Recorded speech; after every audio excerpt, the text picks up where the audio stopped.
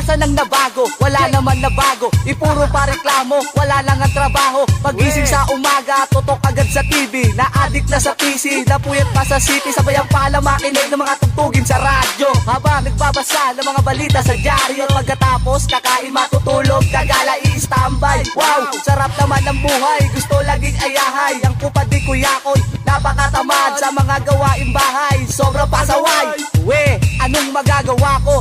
Diyan ako nasanay, nakakasermon sa'kin, napalis na yung laway. Kaya sakit ng ulo, ni nanay at ni tatay. Kapag tinatanong kung saan ba ako nagmana, saan pa ba? Siyempre sa magulang. Yan ang lagi kong sagot, kapag kinakausap ay pilosopong sagot. Ay nako, yan